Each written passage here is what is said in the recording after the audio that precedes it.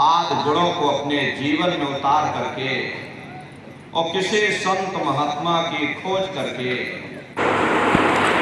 बाराबंकी कोठी में विख्यात संत बाबा जय गुरुदेव जी महाराज के एकमात्र उत्तराधिकारी संत पंकज जी महाराज इस समय अपनी 57 दिवसीय आध्यात्मिक वैचारिक जन जागरण यात्रा में 21वें पड़ाव ब्लाक हरक के ग्राम बाबापुरवा में कल शामकाल पहुँचे।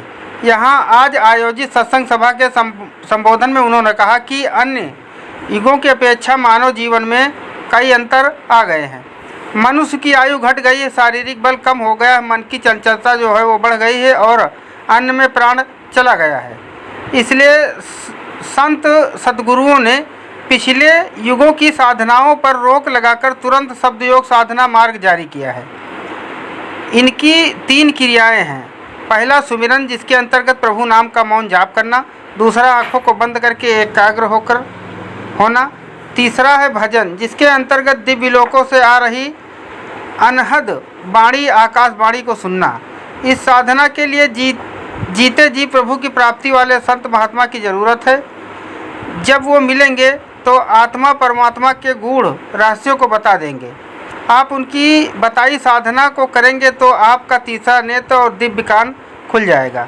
आप प्रकाश के विशाल मैदान में खड़े हो जाएंगे। विभिन्न मंडलों के अद्भुत दृश्य जो हैं वो आपको देखने को मिलेंगे।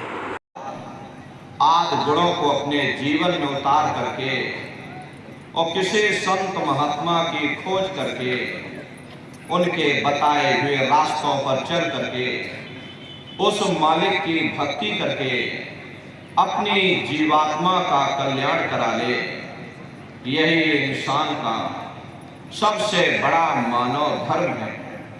लेकिन आज इस कलिकाल में ये दुनिया की आवाम जनमानस इंद्रियों के भोग और वासनाओं में, शराब और कबाबों में, मांस और मदिरा में सुख ढूंढने की कोशिश कर रही। ये चरित्र पतन जैसे कार्यों को अपना करके ये आवाम जनमानस कैसे सुखी हो सकती। पहले अपने चरित्र जैसे धन को इकट्ठा करो, क्योंकि चरित्र ही सब कुछ है। चरित्र ही मानव धर्म की पूंजी है।